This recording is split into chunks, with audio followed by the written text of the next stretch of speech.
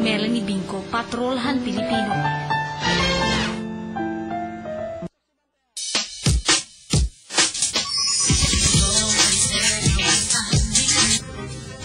Kaupo naman ni Kuya Elmer ang sikat ng mga organizers ang tiarabot nga konsyerto nga pagtatawagon guli at kan kabato. Kuya Elmer. Mga kapamilya, arami na ang aton siyempre pinakahuhulat nga event. This week, of course, buwas na iton ang guli at kan kabato 3 concert hapag sa Isay Grounds. Kaya kaupod natin yun na ang mga kapamilya who's making the event possible, of course. He, Bonbon, an event conceptualist. Hi, Bonbon. Good evening. And kapag po natin ang chairperson or chairman na Romel Osias. Hi, Romel. Hello. Mapayang gabi. Yes, I would like to ask Romel kung paano nag-start ang GK Promotions. Actually, on GK Promotions, diri ka din kami nagtikang good. We're actually part of the second generation. This actually started way back 1996.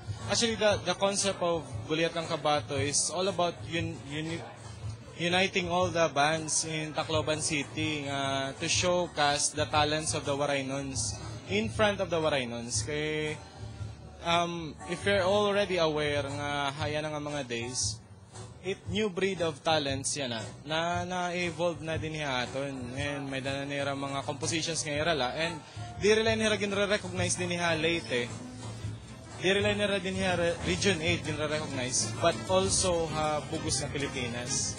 So, ayun, dako nga percentage actually it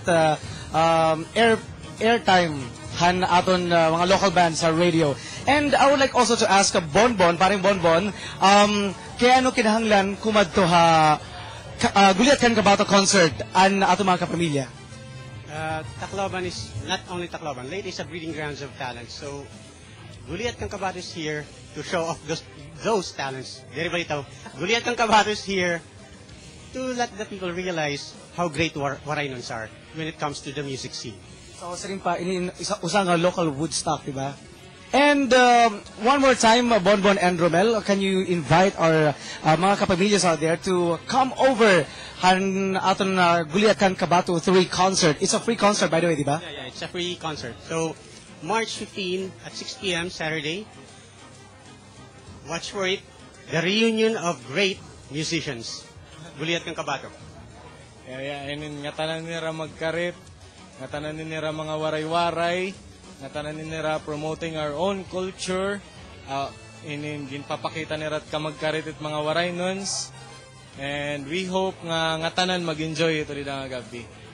You will. Okay, thank you very much, Romel, once again, and Bonbon, and ato mga kapamilya from GK Promotions. Usala pinakasikat na radio station, lalong-lalo na po.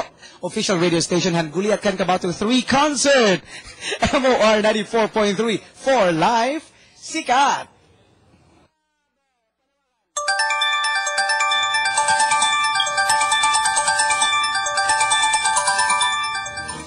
Ginpapanawagan naman kung hinuman na nakakitahan 14 anyos na bata nga nawawara.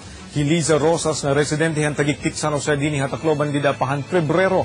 Pakisagdo na iya nga ginpapauli hiya hairab balay kay nababara kahira. Tungod nga waray manini nagsarik dida han lumakatini. Anaton maupay nga sumat yan ang adlaw kinuha tikang 1 Kapitulo 3 versikulo 36. May dayon nga kinabuhi ang nasarigan anak, kundi ang nalarisan anak di rekud makakaang kuning kinabuhi ngan magpapabilin haiya hakarayunan ang kapungot han Dios.